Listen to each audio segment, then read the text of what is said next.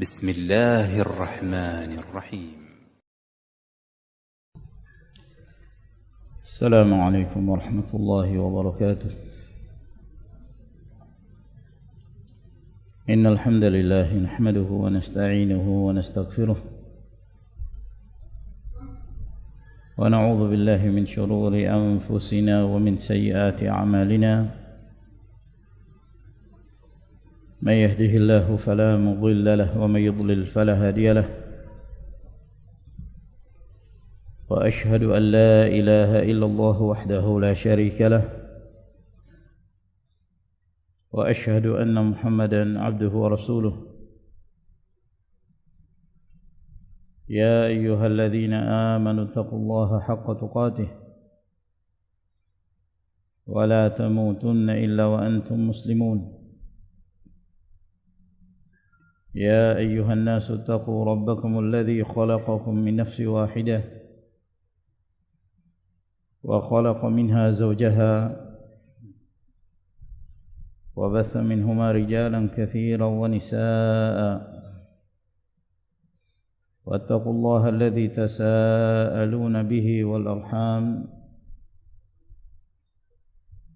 إن الله كان عليكم رقيبا.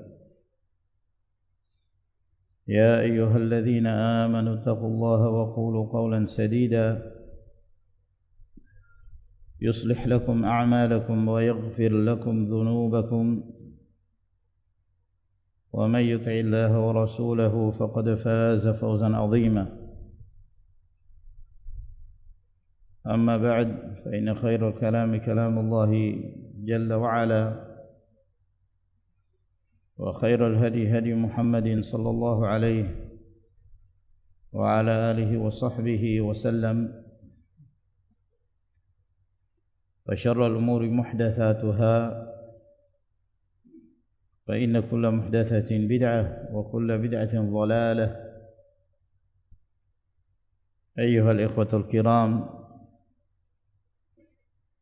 alhamdulillah pada sore hari ini, hari yang ke-21 dari bulan Ramadan tahun 1442 Hijriah, yang bertepatan dengan tanggal 3 Mei tahun 2021, kita masih diberi kemudahan untuk melanjutkan kajian rutin kita di bulan Ramadan Al-Mubarak ini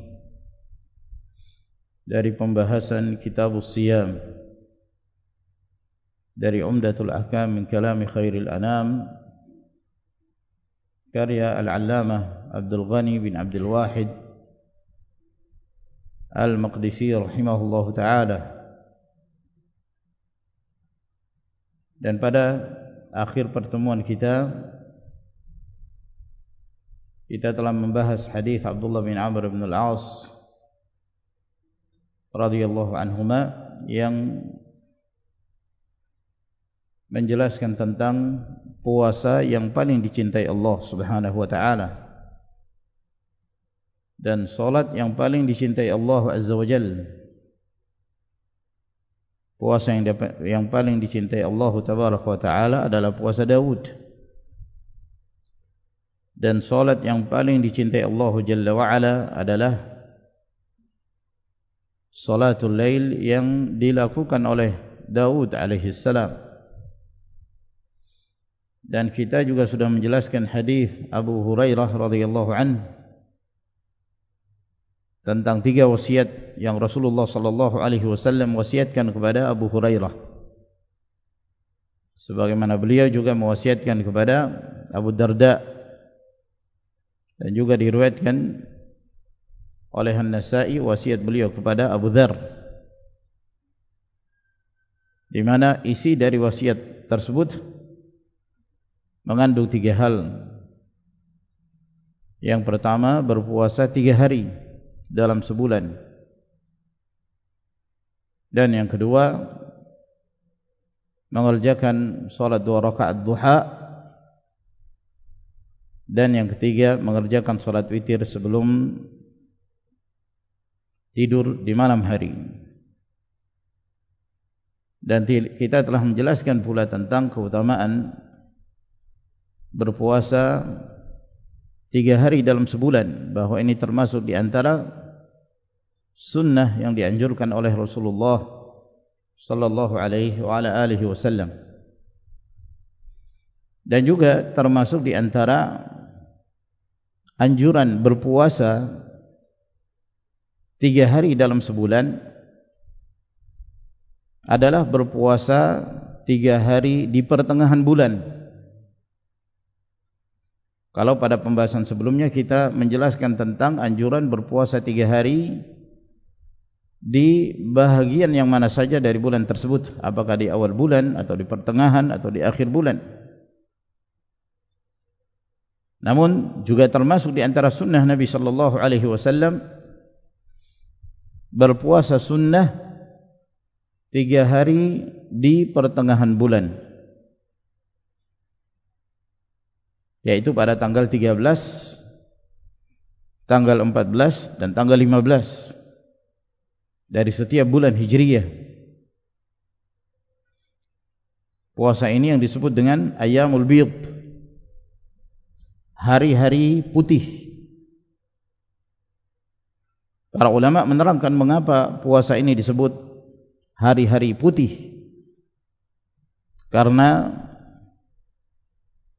malam-malam di hari-hari tersebut merupakan malam-malam yang cerah, yang terang benderang dengan bulan purnama sepanjang malam. Maka dengan sinar bulan yang putih yang menerangi bumi, sehingga berpuasa pada harinya disebut dengan puasa hari-hari putih. Telah diriwayatkan oleh An-Nasa'i dari hadis Abu Dzar Al-Ghifari radhiyallahu anhu, beliau mengatakan, amarna Rasulullah sallallahu alaihi wa ala alihi wasallam an nasuma min asy-syahri 3 ayyamin al-bidha, bahwa Rasulullah sallallahu alaihi wasallam memerintahkan kami. Perintah di sini tidak menunjukkan wajib, perintah yang sifatnya anjuran. Rasulullah sallallahu alaihi wasallam memerintahkan kami untuk berpuasa dalam 1 bulan 3 hari di hari-hari putih. 13 wa 14 wa 15, yaitu pada hari yang ke-13, yang ke-14 dan yang ke-15. Jadi berpuasa 3 hari di pertengahan bulan ini dita'yin, ditentukan harinya oleh Rasulullah sallallahu alaihi wasallam. Hari yang ke-13, ke-14 dan ke-15. Hari-hari yang di malam harinya bulan purnama. Sebagaimana juga diriwayatkan oleh An-Nasa'i dari hadis Jarir bin Abdullah Al-Bajali radhiyallahu taala anhu, bahwa Rasulullah sallallahu alaihi wasallam bersabda, siyamu 3 ayyamin min kulli syahrin siyamud dahri, berpuasa 3 hari pada setiap bulan itu sama dengan berpuasa sepanjang masa. Wa ayyamul bid sabihata 13 wa 14 wa 15, dan hari-hari putih yaitu di hari yang ke-13, hari yang ke-14 dan hari yang ke-15.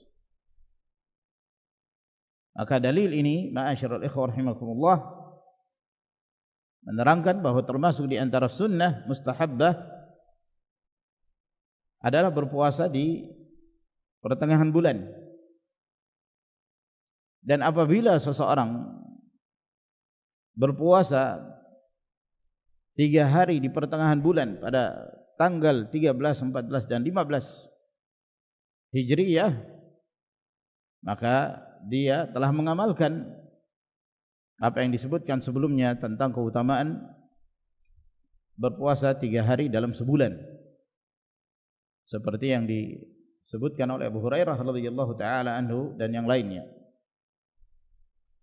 Permasalahan yang berikutnya termasuk di antara puasa yang dianjurkan adalah berpuasa 6 hari di bulan Syawal,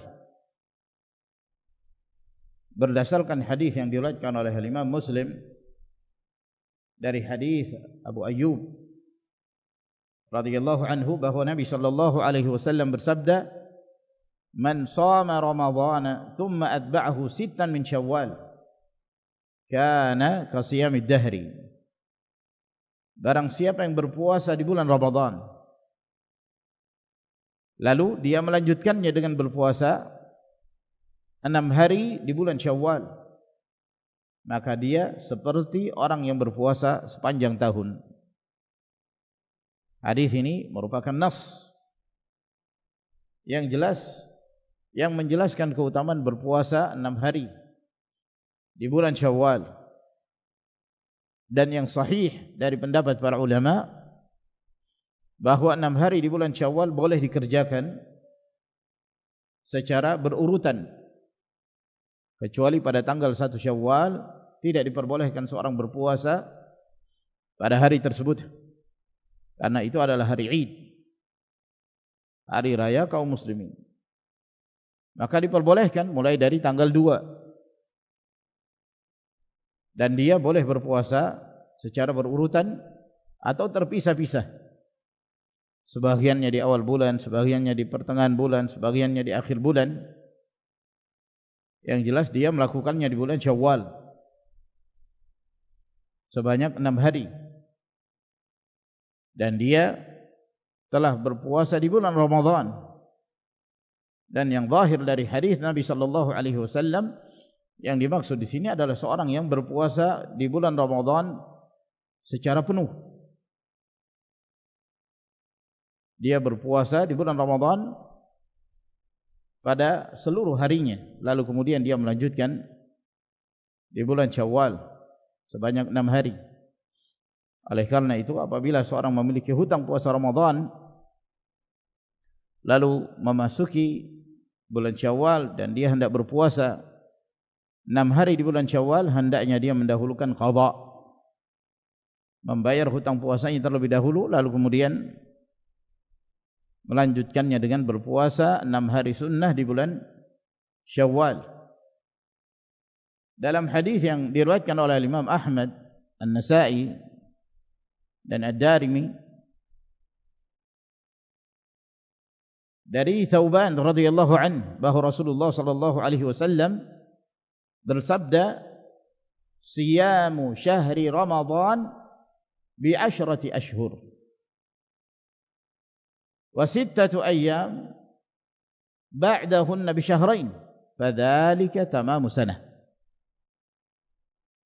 Berpuasa 1 bulan penuh di bulan Ramadan itu sama dengan berpuasa 10 bulan.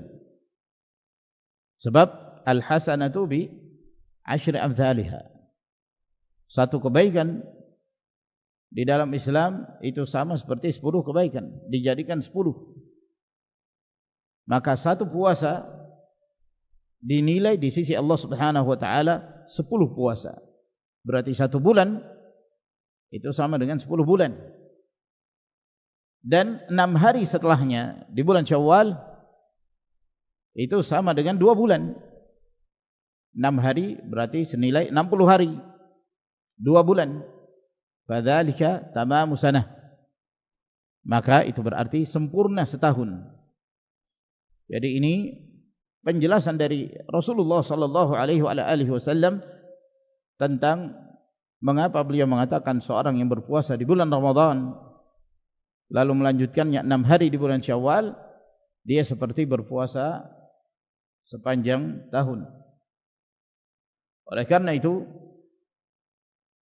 disebutkan oleh An-Nawawi rahimahullah ta'ala dalam syarah Muslim bahwa hadis ini merupakan dalil yang jelas, fihi dalalatun sarihatun li madhhab Syafi'i wa Ahmad wa Dawud wa muwafiqihim fi istihbab shaumi hadhihi as-sittah, bahwa ini merupakan dalil yang jelas yang menguatkan mazhab Asy-Syafi'i, Ahmad, Daud, dan yang sejalan dengan pendapat mereka bahwa dianjurkan, disukai seseorang berpuasa 6 hari di bulan Syawal.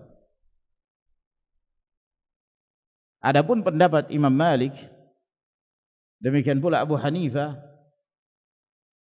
mereka mengatakan makruh berpuasa 6 hari di bulan Syawal. Imam Malik mengatakan makruh, Abu Hanifah mengatakan makruh. Dan dinukil dari Imam Malik, alasan beliau mengatakan makruh karena kata beliau, aku tidak mengetahui ada seseorang dari kalangan para ulama yang berpuasa 6 hari di bulan Syawal. Namun ini adalah pendapat yang lemah. Oleh karena itu disebutkan oleh An-Nawawi rahimahullah ta'ala, wa dalilu Syafi'i wa muwafiqihi hadzal hadits as-sahih as-sarih, wa idza thabatatis sunnatu la tutrak li tarki ba'dhin nasi aw aktsarihim aw kullihim laha. Dalilnya Imam Syafi'i dan yang sejalan dengan pendapatnya adalah hadis yang sahih ini. Hadisnya jelas sahih dan jelas. Maka apabila sunnah itu telah sahih, telah tetap, maka tidak ditinggalkan beramal dengan hadis tersebut hanya karena sebagian manusia meninggalkannya, atau karena mayoritas meninggalkannya, atau bahkan seluruhnya meninggalkannya. Maksudnya ucapan Imam Malik ketika beliau mengatakan, aku tidak melihat seorang pun yang berpuasa 6 hari di bulan Syawal, anggaplah apa yang dinukil oleh Imam Malik itu benar. Ucapan yang tertolak. Kenapa? Karena hadis yang sahih, sabit dari Nabi sallallahu alaihi wasallam yang menjelaskan tentang anjuran berpuasa 6 hari di bulan Syawal. Dan rahimahullah Imam Malik yang beliau sendiri yang mengatakan ketika beliau berada di hadapan kuburan Nabi sallallahu alaihi wasallam, kullu qaulin yu'khadhu wa yurad illa qaul sahibi hadzal qabr. Setiap ucapan bisa diterima dan ditolak kecuali ucapannya pemilik kuburan ini. Lalu beliau mengisyaratkan kepada kuburan Rasulullah sallallahu alaihi wasallam. Maka kita mengatakan bahwa pendapat Imam Malik tertolak. Mungkin saja hadis ini tidak sampai kepada beliau. Kita berhusnudzan, tidak mungkin Imam Malik rahimahullah menolak untuk beramal dengan hadis ini apabila telah sampai kepada beliau. Ada kemungkinan tidak sampai kepada beliau, atau ada hal-hal yang lain yang menyebabkan beliau tidak beramal dengan hadis Abu Ayyub radhiyallahu taala anhu ini. Hadis ini sangat jelas kesahihannya, diriwayatkan oleh Imam Muslim, demikian pula dari hadis yang lainnya, dari hadis Thauban yang menerangkan tentang dianjurkannya berpuasa 6 hari di bulan Syawal. Termasuk di antara puasa sunnah yang dianjurkan adalah berpuasa pada 10 hari pertama di bulan Dzulhijjah, kecuali pada tanggal 10-nya yang merupakan hari raya bagi kaum muslimin, hari Idul Adha. Adapun 9 hari di awal bulan Dzulhijjah dianjurkan untuk memperbanyak amal saleh. Dan termasuk di antara amalan saleh adalah berpuasa. Sebagaimana yang diriwayatkan oleh Imam Al-Bukhari rahimahullah dari hadis Ibnu Abbas bahwa Nabi sallallahu alaihi wasallam bersabda, "Mal 'amalu fi ayyam al-'ashr afdal min al-'amal fi hadhihi." Qalu wal jihad. Qala wal jihad. illa rajulun kharaja yukhatiru bi nafsihi wa malihi falam yarji' bi syai'. Tidak ada satu amalan pada hari-hari 10, yaitu pada 10 hari, yang lebih afdal untuk beramal pada 10 hari tersebut daripada hari-hari ini. Yaitu yang dimaksud 10 hari di bulan Dzulhijjah, 10 hari pertama di bulan Dzulhijjah. Para sahabat bertanya, apakah juga lebih afdal daripada berjihad? Kata beliau, iya, lebih utama daripada berjihad, kecuali seseorang yang dia keluar berjihad, membawa jiwanya dan membawa hartanya, lalu tidak ada satupun yang kembali. Dia syahid di jalan Allah Subhanahu wa taala dan hartanya seluruhnya diinfakkan fi sabilillah. Adapun selain dari itu, maka berpuasa, beramal saleh pada 10 hari pertama di bulan Dzulhijjah merupakan amalan yang sangat dicintai Allah Subhanahu wa taala. Dan disebutkan dalam riwayat yang lain dengan lafaz, ma min amalin azka 'inda Allah wala a'zamu ajra min khairin ya'maluhu fi 'ashril adha. Tidak ada satu amalan yang paling suci dan paling besar pahalanya di sisi Allah Subhanahu wa taala dari kebaikan yang dilakukan oleh seorang muslim pada 10 hari Al-Adha, yaitu pada bulan Dzulhijjah. Jadi hadis ini jelas menyebutkan 10 hari di waktu Al-Adha, yaitu pada bulan Dzulhijjah. Demikian pula dalam riwayat Ibn Hibban dan Abu Awanah dari hadis Jabir disebutkan dengan lafaz, ma min ayyamin afdalu 'inda Allah min ayyami 'ashri Dzulhijjati. Tidak ada hari-hari yang lebih mulia, lebih utama di sisi Allah Subhanahu wa taala dari hari-hari 10 Dzulhijjah. Maka hadis ini nas yang jelas menunjukkan bahwa yang dimaksud oleh Nabi sallallahu alaihi wasallam beramal saleh pada 10 hari itu lebih afdal dan lebih dicintai Allah Subhanahu wa taala. Yang dimaksud adalah 10 hari pertama di bulan Dzulhijjah.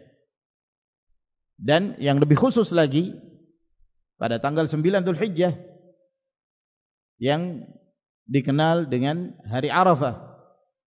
Berpuasa pada hari Arafah termasuk puasa yang sangat dianjurkan, terkecuali bagi mereka yang sedang menunaikan manasik haji. Tidak dianjurkan bagi mereka untuk berpuasa. Adapun selain dari mereka yang menunaikan manasik haji, siapapun dari kaum muslimin yang hidup di belahan negeri manapun, pada tanggal 9 Dzulhijjah dianjurkan baginya untuk berpuasa. Disebutkan dalam hadis yang diriwayatkan oleh Al-Imam Muslim, hadis Abi Qatadah, ketika Rasulullah sallallahu alaihi wasallam menjelaskan tentang puasa hari Arafah. Kata beliau, siyamu yaumi Arafah ahtasibu 'ala Allah ay yukaffira as-sanata allati qablah was-sanata allati ba'dah. Berpuasa pada hari Arafah, aku berharap semoga Allah Subhanahu wa taala menghapuskan dosa-dosa seorang hamba setahun sebelumnya dan setahun setelahnya.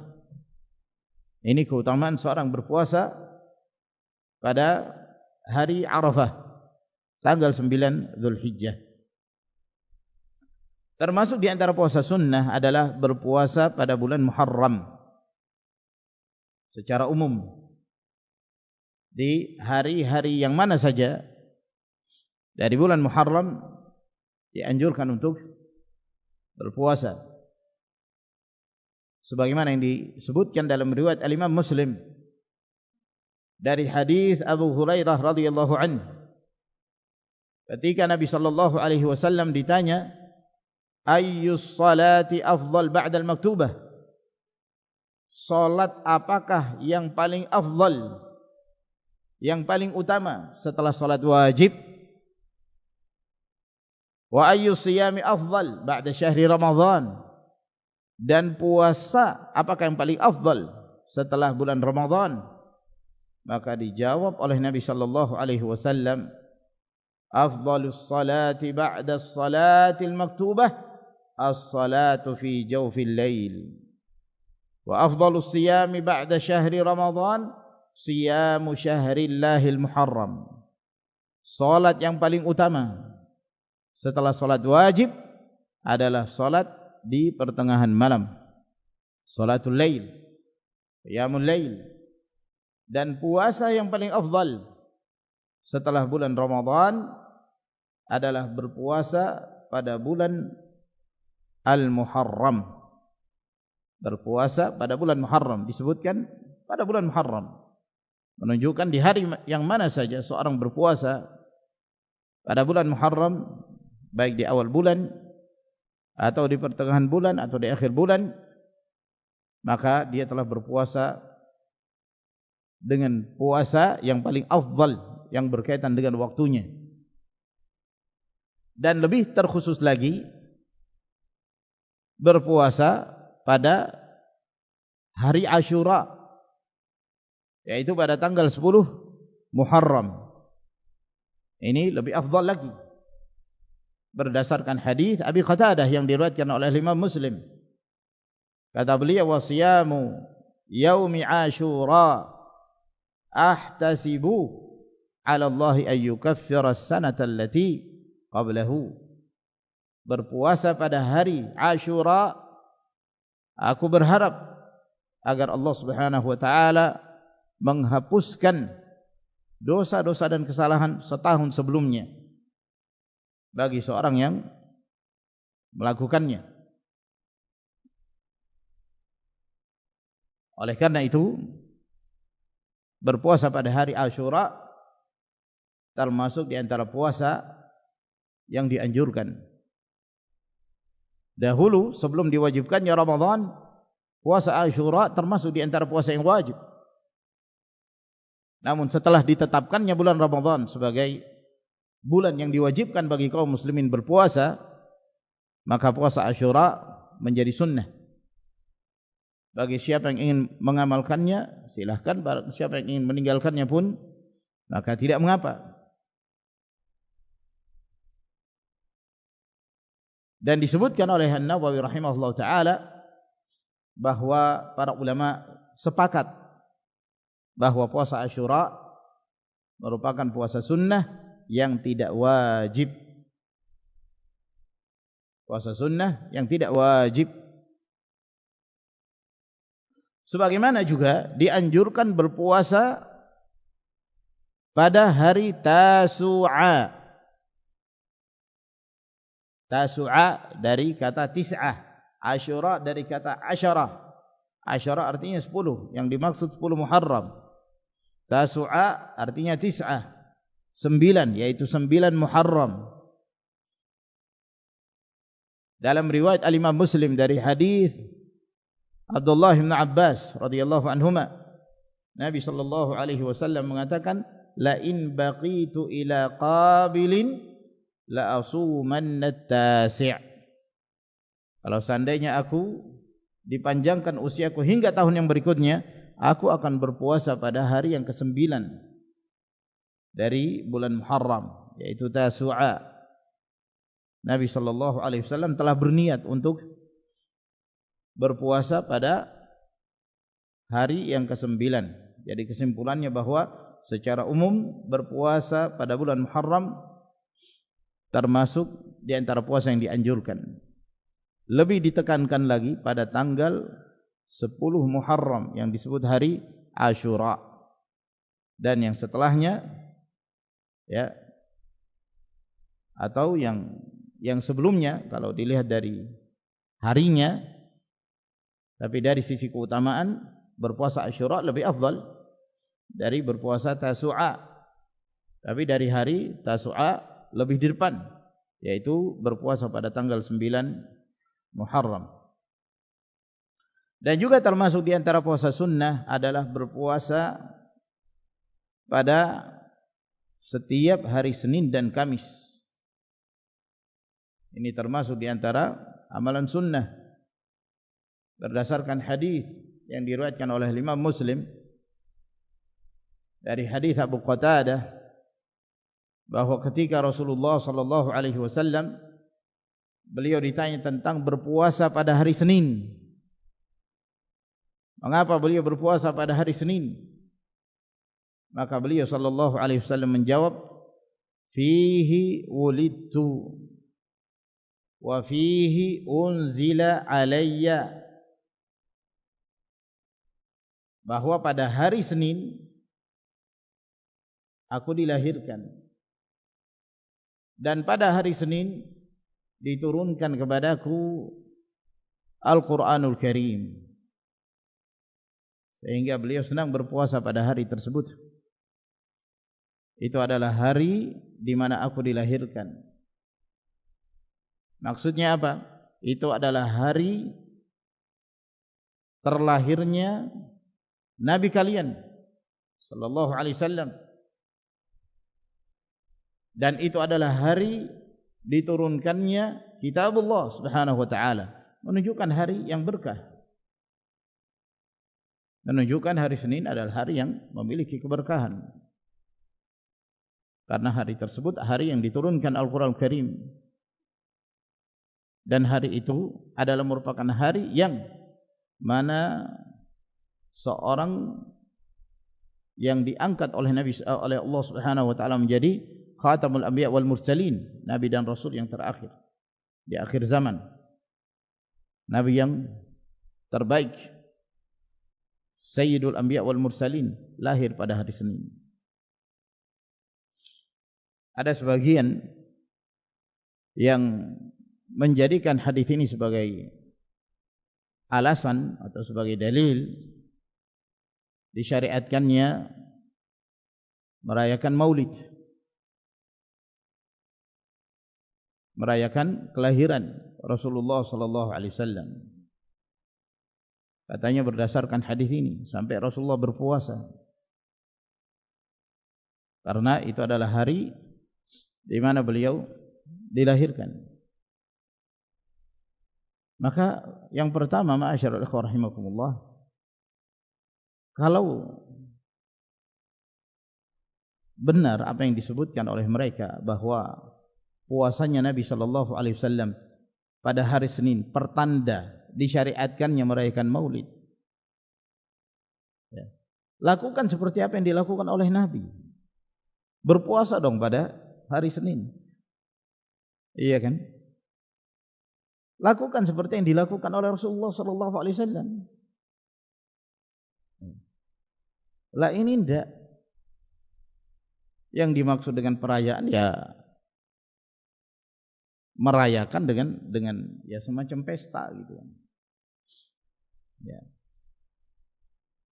Apalagi ada sebagian ya seakan-akan itu sudah wajib ada melakukan kebiasaan tertentu. Telurnya warna-warni, yang ini itunya. Masing-masing kampung punya cara-cara yang berbeda-beda. Kenapa tidak melakukan seperti yang dilakukan oleh Nabi?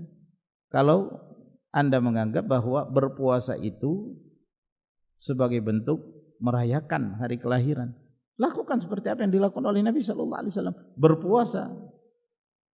Kemudian puasanya itu tiap pekan, tiap Senin, bukan tahunan. Ya. Jadi bukan seperti yang disebutkan hari ulang tahun, itu kan hari ulang tahun. Ini hari ulang pekan. Kalau dikatakan bahwa hadis ini menjadi dalil adanya perayaan, ini hari ulang pekan bukan hari ulang tahun. Setiap pekan, tiap hari Senin. Kemudian, ma'asyiral rahimakumullah, berpuasa itu bukan sebuah tanda perayaan. Itu bukan sebuah tanda perayaan berpuasa. Oleh karena itu pada hari raya dilarang berpuasa, iya kan? Hari Idul Fitr dirayakan, tidak boleh puasa. Idul Adha dirayakan, tidak boleh puasa. Hari Jumat, Idul Muslimin pada setiap pekan, tidak boleh menyendirikan hari Jumat dengan berpuasa. Jadi puasa itu bukan bentuk perayaan. Namun salah satu hikmahnya sebagai pernyataan syukur seorang hamba kepada Allah Subhanahu wa taala. Termasuk di antara amalan yang dianjurkan ya, ketika seorang mendapatkan sebuah kenikmatan adalah semakin menambah ibadah. Maka ketika Rasulullah sallallahu alaihi wasallam mengetahui beliau terlahir di hari Senin yang menjadi tanda ditetapkannya kenabian dan kerasulan beliau dan diturunkannya Al-Quran pada hari Senin, beliau bersyukur kepada Allah. Dan hari itu adalah hari yang berkah sehingga beliau ingin amalan saleh diangkat oleh Allah Subhanahu wa taala dalam keadaan beliau melakukan amalan saleh, yaitu berpuasa. Jadi terlalu lemah untuk menjadikan dalil ini sebagai alasan disyariatkannya atau diperbolehkannya merayakan Maulid. Belum lagi pertanyaan yang berikutnya, siapa yang memahami hadis ini dengan pemahaman tersebut?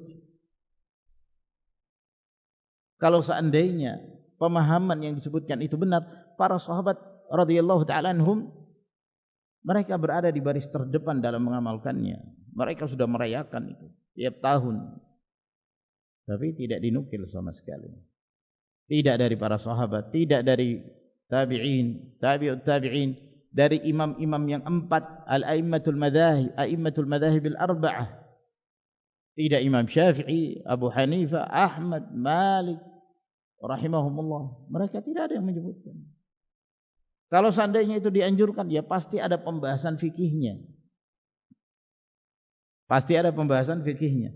Ada buang hajat saja, itu ada bab fikih khusus membahas tentang hal itu.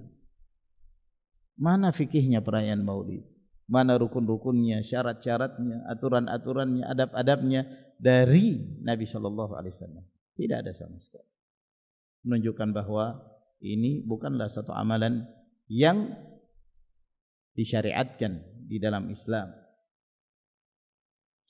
Dan di dalam hadis yang diriwayatkan oleh Abu Dawud dan Al-Imam Ahmad dari hadis Usama bin Zaid, bahwa Nabi sallallahu alaihi wasallam beliau biasa berpuasa pada hari Senin dan Kamis. Pada saat beliau ditanya, maka beliau sallallahu alaihi wasallam menjawab, "Inna a'malal ibadi tu'radu yaumal itsnain wal khamis." Sesungguhnya amalan-amalan para hamba itu akan dinampakkan, diangkat. Ilaihi yas'adul kalimut thayyib wal 'amalus salih yarfa'u. Diangkat kepada Allah. Al-kalimut thayyib, amalan salih diangkat kepada Allah. Jadi amalan-amalan hamba tersebut dinampakkan pada setiap hari Senin dan Kamis, diangkat. Wa uhibbu an yu'rada 'amali wa ana sha'im, dan aku senang amalanku itu diperlihatkan dalam keadaan aku berpuasa. Hadis ini jelas sekali menunjukkan disunnahkannya berpuasa pada hari Senin dan Kamis. Termasuk di antara puasa sunnah adalah berpuasa pada bulan Sya'ban. Berpuasa pada bulan Sya'ban. Kata Aisyah radhiyallahu ta'ala anha dalam riwayat Bukhari dan Muslim, "Walam arahu sha'iman min syahrin qattu akthara min siyamihi min Sya'ban. Kana yasumu Sya'bana kullah, kana yasumu Sya'bana illa qalila." Aku tidak pernah melihat Rasulullah sallallahu alaihi wasallam berpuasa dalam satu bulan yang lebih banyak puasa beliau dari bulan Sya'ban. Beliau berpuasa pada seluruh bulan Sya'ban kecuali sedikit. Beliau berpuasa pada seluruh bulan Sya'ban kecuali sedikit yang beliau tinggalkan. Jadi puasa Nabi sallallahu alaihi wasallam itu terbanyak di bulan Sya'ban, dan ini sudah kita terangkan tentang sebab mengapa Aisyah radhiyallahu ta'ala anha dan istri-istri Nabi baru berkesempatan untuk membayar hutang puasanya di bulan Ramadan itu di bulan Sya'ban. Karena itu kesempatan bagi mereka di saat Nabi sallallahu alaihi wasallam berpuasa di bulan tersebut. Ini ma'asyiral ikhwah rahimakumullah jenis-jenis puasa sunnah yang diriwayatkan dari Rasulullah sallallahu alaihi wa ala alihi wasallam. Sampai di sini ikhwan. Insyaallah taala kita lanjutkan pada pertemuan yang berikutnya. Sebelum kita akhiri, kita menjawab ada beberapa pertanyaan. Di sini ada pertanyaan, ada kasus haid 12 hari, terus bersih selama sepekan, terus keluar lagi haid. Itu ada kalanya kan dibilang istihadah, maka masih boleh sholat, puasa, tilawah. Nah, untuk hubungan intim bagaimana? Kalau ditanyakan ada enggak referensi dari Ustadz kalau masalah darah istihadah itu yang masih boleh sholat, puasa, bagaimana dengan hubungan intimnya, boleh atau tidak? Ya. Rupanya ada perselisihan antara suami istri ini. Si istri menganggap ini darah keluar, enggak boleh. Si suami berbeda pendapat. Boleh, kan kamu istihadah bukan haid. Lalu mana yang benar? Walhasil, yang pertama, hendaknya si istri mengenal jenis darah yang keluar itu. Apakah itu benar darah haid atau darah istihadah? Dan yang nampak dari apa yang disebutkan ini menunjukkan bahwa wanita ini bukan seorang yang memiliki kebiasaan. Berbeda halnya kalau seorang punya kebiasaan tiap bulan. Misalnya kebiasaan seorang wanita tiap bulan 6 hari atau 7 hari, itu rutin setiap bulan. Maka wanita yang seperti ini keadaannya, ketika ada darah yang keluar selain di hari-hari itu, maka itu darah istihadah. Darah yang keluar selain di hari-hari kebiasaan dia haid, maka itu darah istihadah. Nah, namun sebagian wanita tidak punya hari kebiasaan. Kadang-kadang tiba-tiba haid. Kadang 5, kadang 10, kadang bahkan terkadang ada seorang wanita bisa 2-3 bulan misalnya tidak mengalami haid. Namun begitu haid, dia bisa haid dalam waktu yang lama. 3 bulan tidak mengalami haid. Nah, wanita yang seperti ini yang tidak punya kebiasaan hari dalam sebulan, dia hendaknya berupaya untuk mengenal warna darah.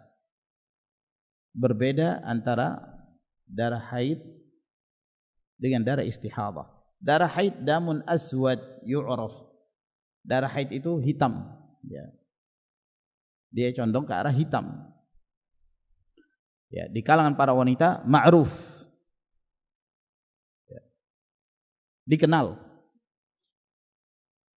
Darah istihadah dia seperti darah biasa, darah normal gitu, merah. Nah, kalau bisa dibedakan warna darah, maka bedakan untuk menghukumi status dia, apakah dia termasuk wanita haid atau wanita istihadah dengan warna darah tersebut.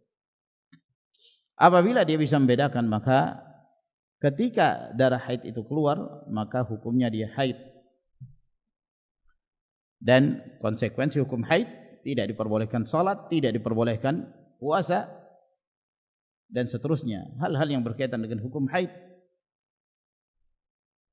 Dan apabila darah yang keluar itu ternyata darah istihadah, maka hukum wanita tersebut tahirah. Dia seorang wanita suci. Hukumnya sama seperti wanita suci yang lain. Dia tetap berkewajiban untuk mengerjakan salat. Dia tetap berkewajiban untuk berpuasa. Dan halal bagi suaminya untuk mendatanginya.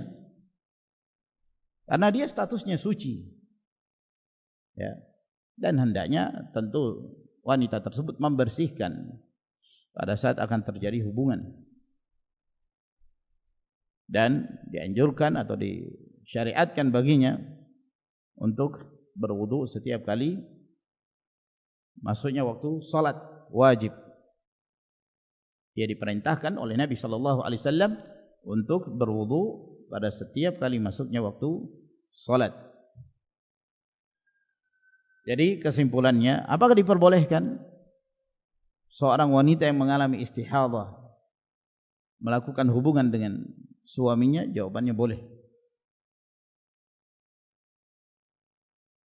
Pertanyaan yang berikutnya, Afwan izin bertanya Ustaz, bolehkah tidak berkumur-kumur saat wudu, saat berpuasa Ramadan atau pada saat puasa sunnah, dan apa hukumnya? Bolehkah tidak berkumur-kumur saat berwudu? Berkumur-kumur yang disebut al-madmadah, bahasa Arabnya al-madmadah, itu termasuk yang diperintahkan oleh Nabi sallallahu alaihi wasallam. Hukumnya wajib berkumur-kumur. Berdasarkan hadis yang diriwayatkan oleh Abu Dawud dari hadis Laqid bin Sabirah, kata Nabi sallallahu alaihi wasallam, "Idza tawadda'ta famadmid." Apabila engkau berwudu, maka berkumur-kumurlah. Jadi itu perintah. Dan asal hukum perintah adalah wajib. Sehingga ketika seorang berwudu, dia berkewajiban untuk berkumur-kumur pula. Ya tapi kan saya berpuasa. Ya enggak apa-apa. Berpuasanya kamu tidak menjadi penghalang bagimu untuk mengamalkan perintah Nabi sallallahu alaihi wasallam ini. Sebagaimana engkau berpuasa, tidak mengapa bagimu untuk bersiwak, membersihkan gigimu, boleh. Berkumur-kumur pun tidak mengapa. Ya, tapi kan ada air nanti gimana, jangan sampai ada yang ketelan. Ya jangan disengaja. Jangan sengaja menelan. Kalau kamu sengaja menelan, ya batal puasanya. Tapi gimana dengan sisa-sisa air yang ada di mulut setelah berkumur-kumur? Ya enggak apa-apa. Itu tidak membatalkan puasa seseorang, ya. Karena itu sesuatu yang yashuqqut taharruzu anhu, sesuatu yang seorang sulit, ya. Sama halnya seperti air liur, ya. Selama dia masih berada di lokasinya, di seputar mulut, kamu telan, tidak mengapa, tidak membatalkan puasa. Ini sudah kita terangkan pada saat kita menerangkan tentang hal-hal yang membatalkan puasa. Jadi pada puasa wajib, pada puasa sunnah, ketika anda berwudu, anda tetap berkewajiban untuk berkumur-kumur. Barakallahu fikum. Sampai di sini ikhwan, wa akhiru da'wana alhamdulillah.